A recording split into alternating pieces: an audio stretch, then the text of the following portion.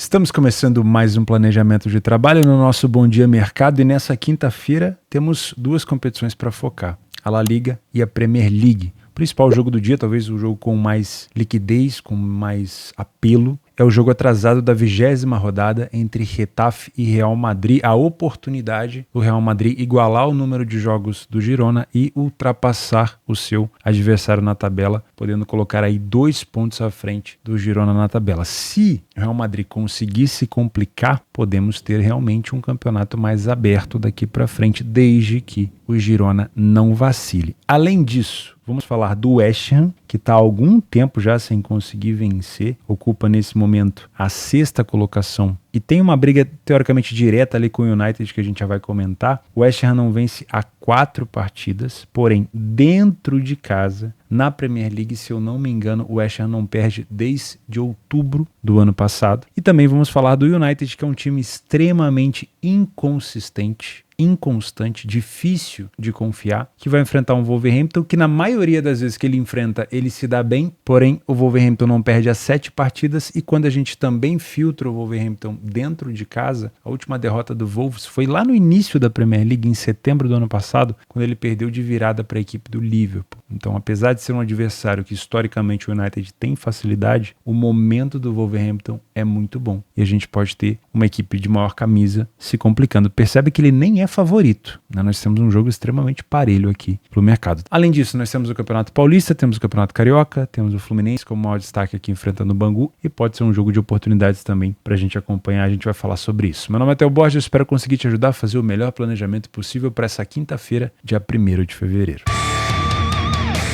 Vamos falar então sobre esse jogo da Premier League. Antes da gente começar, vou pedir o teu like no vídeo, tá bom? Tô gravando esse vídeo às 8 da noite aqui depois de um dia de trabalho nessa terça-feira. Tivemos a vitória do Arsenal para cima do Nottingham Forest, tivemos vitórias do Young Boys, tivemos o empate do Fulham, goleada do Luton Town, o Fortuna Düsseldorf despachou o São Paulo, tá vendo como é que os favoritos não tem muita lógica na segunda divisão / DFB Pokal, né? O Fortuna saiu na frente, o São Paulo buscou um empate, depois a equipe do Fortuna voltou à frente na prorrogação, tomou um empate de novo e nos penais parecia que o São Paulo ia se classificar e o Fortuna conseguiu dar a volta. O Crystal Palace também venceu o Sheffield United, que tem uma defesa muito frágil, e o Aston Villa se complicou para cima do Newcastle. Depois de não sei quanto tempo, o Aston Villa conseguiu perder um jogo, acho que eram 17 jogos de invencibilidade na sua casa. O Aston Villa conseguiu perder esse jogo. Nesse momento que eu gravo, o Corinthians vai perdendo para o São Paulo por 1-0, tá bom?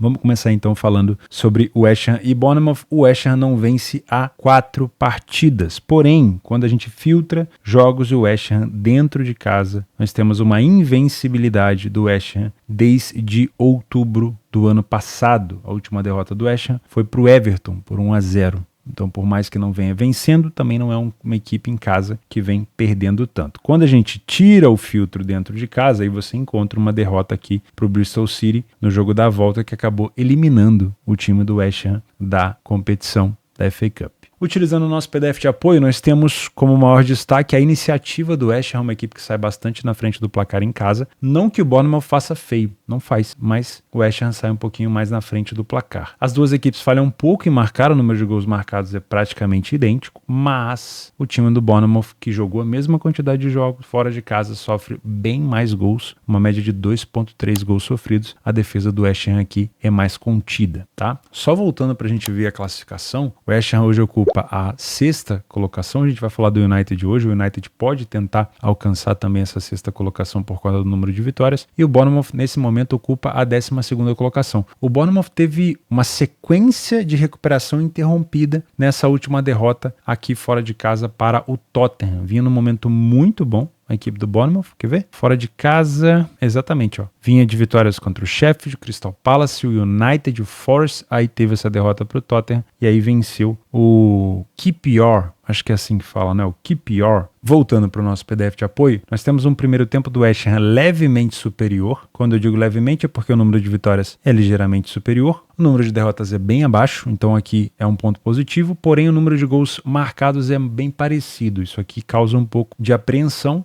porque o Bournemouth se mostra uma equipe um pouco agressiva. Porém, o West Ham contorna isso sofrendo poucos gols e nós temos aqui uma defesa do Bournemouth se complicando. No segundo tempo, os números do West Ham pioram, principalmente onde ele tem de melhor, que é o controle defensivo. A equipe passa a sofrer 8 gols, não tem uma distância tão grande agora em relação ao Bournemouth, tem menos gols marcados dessa vez e a distância de vitórias e derrotas passa a ser muito próxima, 40 contra 30 e 40 contra 50. É um segundo tempo sem favoritismo por aqui. Em relação a gols de cabeça, temos cobertor curto para todo lado. Apesar do Bournemouth sofrer um pouco mais nesse fundamento, é uma equipe que marca bastante de cabeça. E apesar do time do West Ham poder aproveitar isso, porque marca também muito de cabeça de escanteio, também é uma equipe que sofre bastante nesse fundamento. Nos momentos dos gols, nós temos o West Ham nas extremidades, marcando bastante no início do primeiro tempo, final do primeiro tempo e também final do segundo, e sofrendo na metade do segundo tempo a maioria dos seus gols. É um time que sofre pouco no primeiro tempo.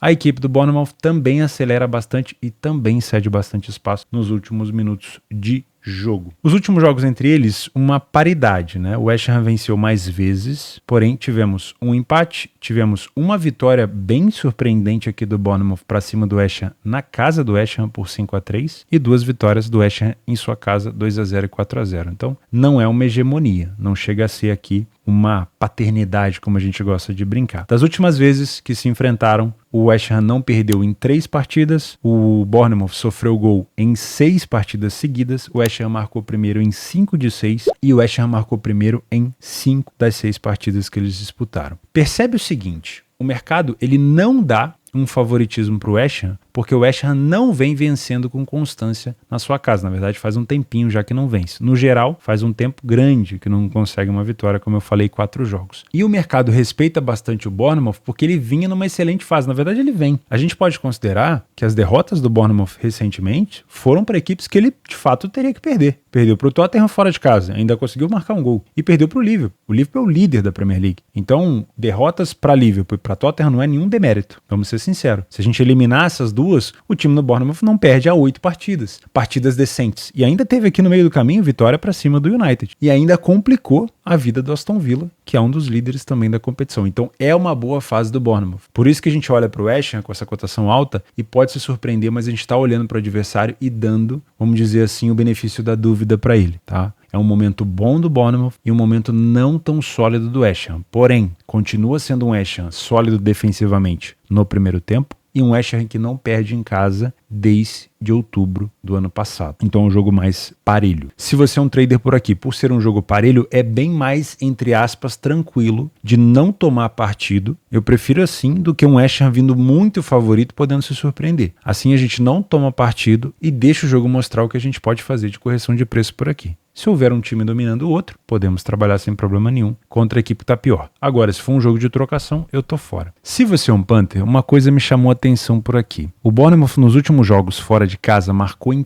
todas as partidas, em todas, e sofreu gol na maioria. A média é bem mais do que um gol sofrido por jogo, mas em 2 jogos ele não sofreu. O time do West Ham dentro de casa só não marcou contra o Brighton e só sofreu contra o Bristol. Então nós temos um impasse. O time do West Ham marca, sofre pouco gol, mas está pegando um adversário que tem marcado com frequência. Eu gosto bastante de pensar nesse over 1,5 no live com uma cotação beirando ali 1,82, tá? É óbvio que o melhor dos mundos seria um over 1,5 quando o jogo já estivesse 1-0, porque aí seria o over limite, talvez ali a partir dos 70, 75, com um time perdendo e se expondo, cedendo espaço para contra-ataque. Mas a gente está pensando no mundo ideal. Nem sempre vai acontecer isso. Mas eu gosto muito de pensar nesse cenário de 2 gols. Dá para pensar num cenário de 3 gols? Daria, mas aí a gente precisa de um gol pelo menos no primeiro tempo, para que esse cenário de jogo aberto ele apareça de uma maneira assim mais frequente, né? Porque é aquela coisa, o jogo 0-0 ele tende a se arrastar, principalmente com o West Ham sendo bom defensivamente, tá? Para mim não é jogo para você embarcar a favor de um time ou de outro em dupla chance ou empate anula. Para mim é um jogo pra gente ficar de olho numa possibilidade de 2 ou 3 gols, tá? Mas eu não te aconselho trabalhar mercado de gols, mesmo que seja o over limite se o jogo tiver 0-0.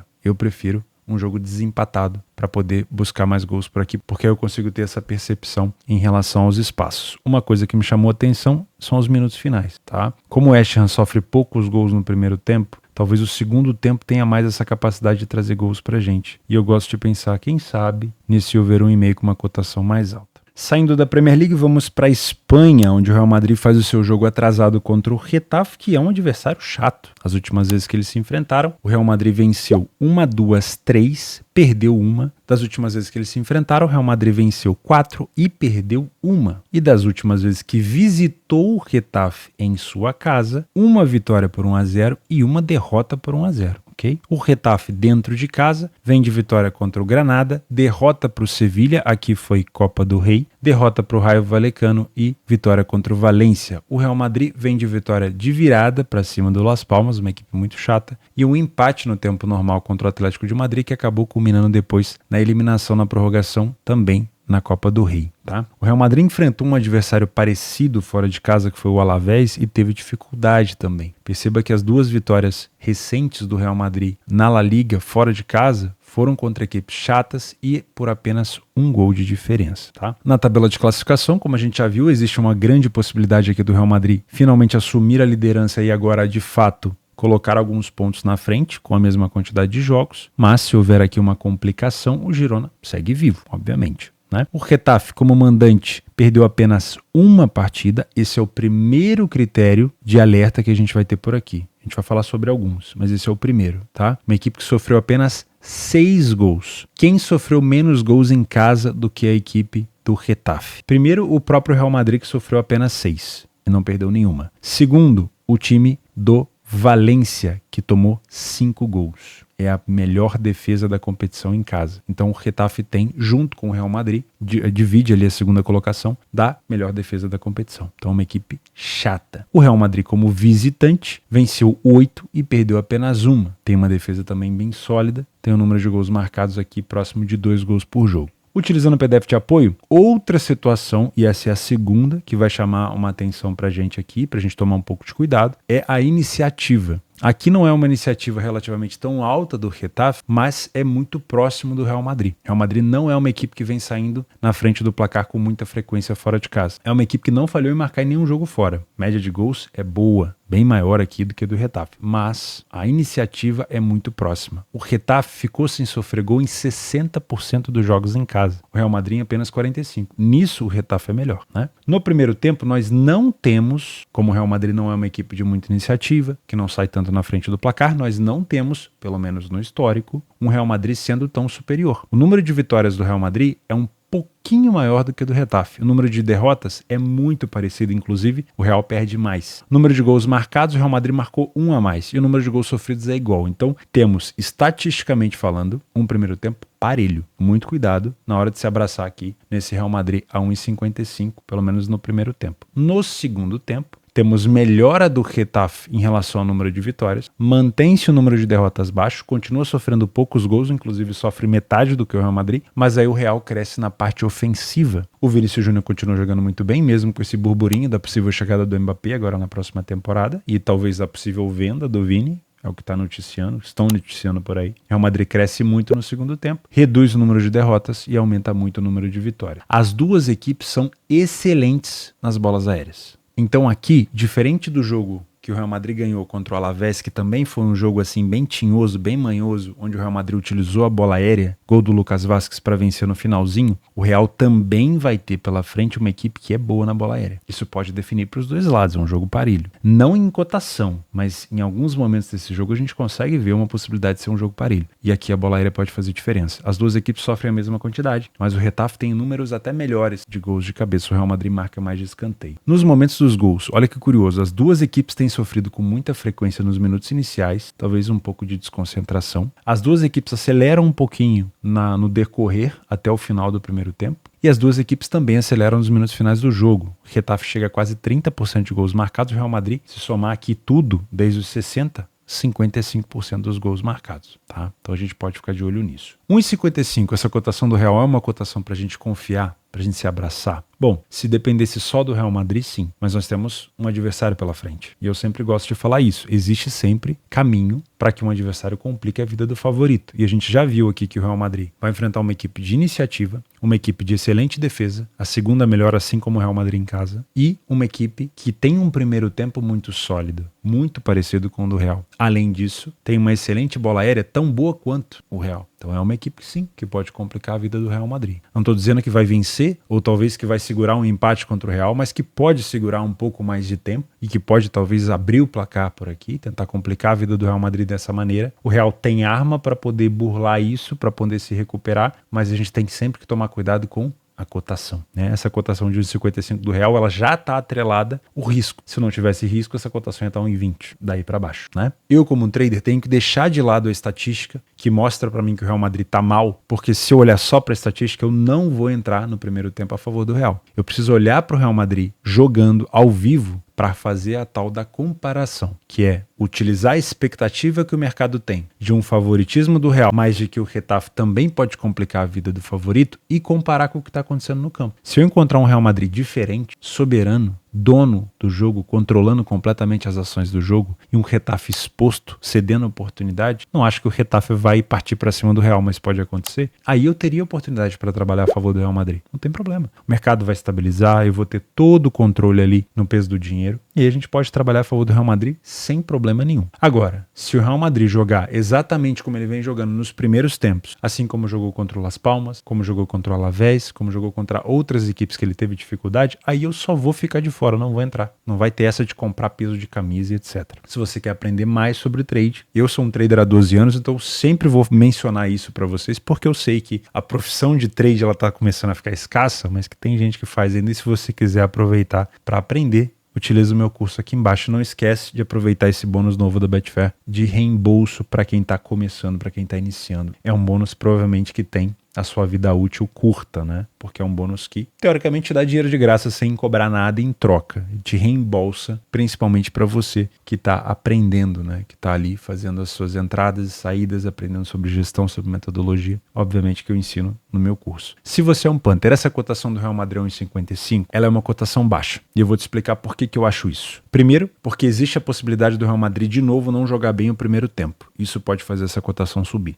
Segundo, existe a capacidade aqui de um adversário chato de segurar o Real Madrid, não necessariamente dele jogando mal, mas de forçar o Real Madrid a não conseguir marcar um gol, por exemplo. Como? Compactado, bloco fechado, tirando os espaços, como aconteceu hoje, por exemplo, na vitória do Arsenal contra o Forest. O Arsenal só foi marcar o seu gol aos 60 e blau minutos, numa cotação de 1,80. Então, se existe a possibilidade do Getafe segurar o Real Madrid, existe também a possibilidade de a gente pegar essa cotação do Real Madrid mais alta. Não estou dizendo para você que o Real Madrid não vai vencer o jogo. Até acredito que o Real Madrid consiga vencer, mas eu acredito que o Real Madrid possa ter mais dificuldade. E a dificuldade pode passar por um Real Madrid mal em campo, um Real Madrid bem em campo, mas um Getafe também muito bem em campo, e talvez até do Real Madrid saindo atrás do placar, ok? Pra gente poder buscar uma possível recuperação, uma dupla chance, ou um Real Madrid, assim como foi o Arsenal hoje, com uma cotação mais alta, para valer mais a pena, né? Uma recompensa maior em relação ao risco. Mas também pode acontecer do Real Madrid fazer o primeiro gol ali aos 5 minutos de jogo e acabou a oportunidade. A gente não precisa aproveitar tudo, certo? A gente tem que pensar sempre no longo prazo. No curto prazo não adianta, né? No curto prazo a gente sempre vai olhar para o Real Madrid, achar que é peso de camisa, que ele vai ganhar todas, e vamos que vamos. Pô, não peguei esse gol com 5 minutos de jogo porque eu achei que o Real Madrid ia se complicar. Devia não ter ouvido o Theo, porque é muito fácil saber que o Real Madrid vai ganhar o jogo. Aí você fica nessa de ficar comprando essas cotações baixas. No longo prazo,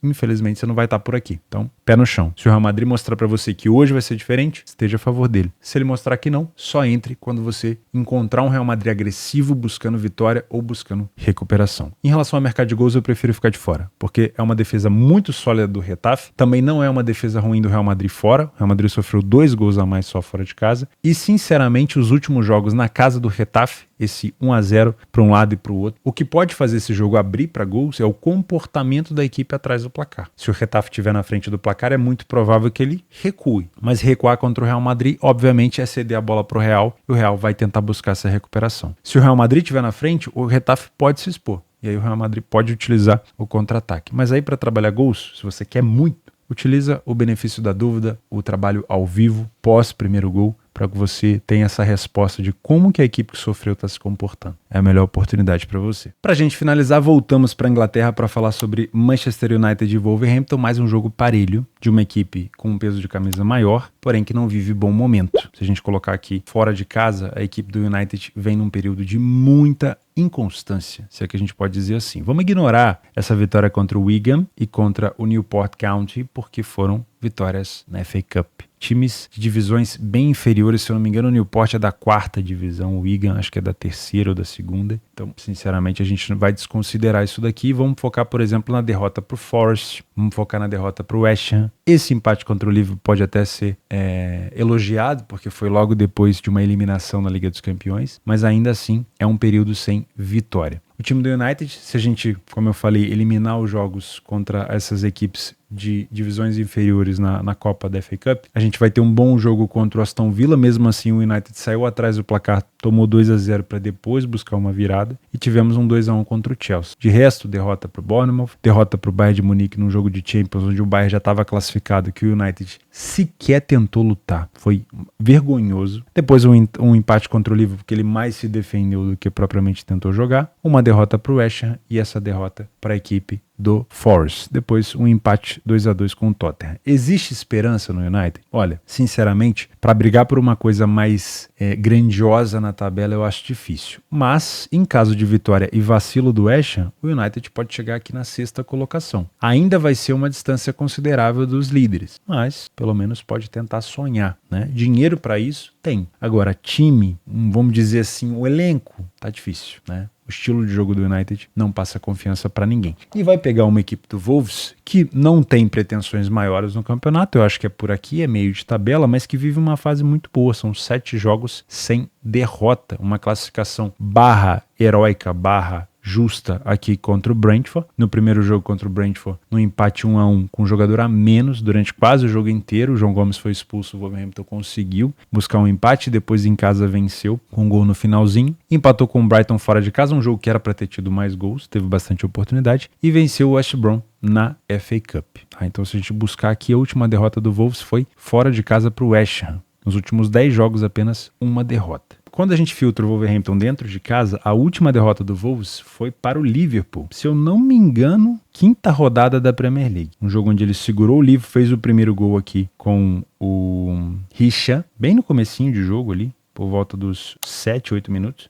E aí segurou o Liverpool até no segundo tempo. O Liverpool conseguiu empatar e depois virou. Lá naqueles momentos onde o Liverpool acelera muito, que é depois dos minutos 80, né? O Liverpool fez o 2-1 e depois o 3-1. Desde aquele jogo, o time do Wolverhampton não perdeu mais. Venceu o City, venceu o Tottenham, o Burnley, o Chelsea e o Everton. E se a gente colocar em escala aqui de importância, vencer o City é muito importante. Vencer o Tottenham nessa fase com o Postecoglou é muito importante. Vencer o Chelsea, que é um time grande. E vencer o Everton, que vem complicando a vida de muita gente. É uma equipe que, por mais que tenha perdido pontos, não joga um futebol ruim. Então é um time que tem condição sim de complicar a vida do United, mesmo que das últimas vezes que o United tem enfrentado o time do Wolves, ele tenha levado a melhor na maioria. A última derrota do United para o Wolves foi em 2022, janeiro de 2022, e no total aqui nos últimos 5 jogos, 4 vitórias do United. Mesmo assim, é um momento muito bom do Wolverhampton. PDF de apoio para a gente ter um pouquinho mais de embasamento. O time do Wolverhampton tem bastante iniciativa, é próximo do United, 60% e 50%.